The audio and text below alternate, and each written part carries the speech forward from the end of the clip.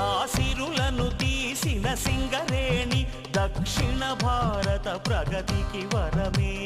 సింగరేణి భరతావని సేవలు తరించి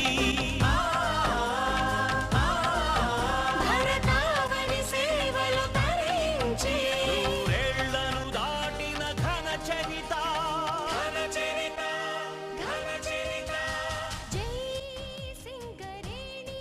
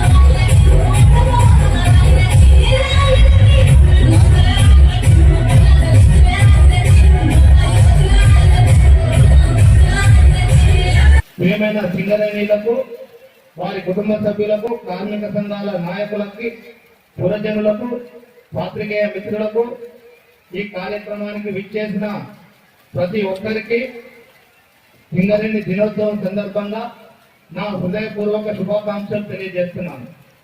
1889లో బొగ్గు తవ్వకం ప్రారంభించిన మన సంస్థ ఈ ఏడాదికి అనగా 2024కి 135 సంవత్సరాలు పూర్తి చేస్తుంది. 1920లో ఇదే రోజున సింగరేణి కాలేజ్ కంపెనీ నామకరణం చేసుకున్న మన సంస్థ ఈ ఏడాది ఇదే రోజు 104 సంవత్సరాలు పూర్తి చేసుకుంటున్నాము. ఇంత సుదీర్ఘమైన మహోన్నతమైన చరిత్ర కలిగిన కంపెనీకి ఏరియా జనరల్ మేనేజర్ హోదాలో పనిచేసే అవకాశం కల్పించడం నా అదృష్టంగా భావిస్తున్నాను. నేనే కాదు, సింగరేణిలో పనిచేసే ప్రతి ఉద్యోగి ఈ విధంగానే భావిస్తారని నేను అనుకుంటున్నాను.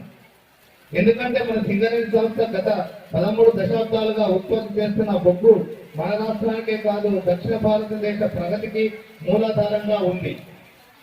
2000కు పైగా పరిశ్రమలకి మన సంస్థ అందించే బొగ్గుతో తమ ఉత్పత్తులను సాధిస్తున్నాయి. ఈ క్రమంలో ప్రత్యక్షంగా పరోక్షంగా లక్షలాది మందికి జీవనోపాధి కలుగుతుంది.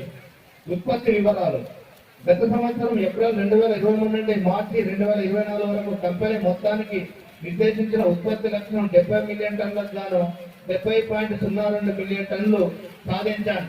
అనగా ఇది సుమారు 100% సమానం. ఇదే సంవత్సరము 2024-25 ఏప్రిల్ 2024 నుండి తేదీ 18 డిసెంబర్ 2024 వరకు కంపెనీ మొత్తానికి నిర్దేశించిన ఉత్పత్తి లక్ష్యం 47.77 మిలియన్ టన్నులు కాగా 43.90 మిలియన్ టన్నులు ఉత్పత్తి చేసి 92% సాధించాం.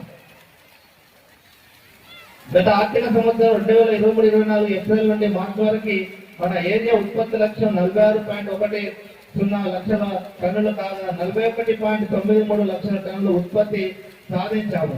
ఇది సుమారు 91% సమానం.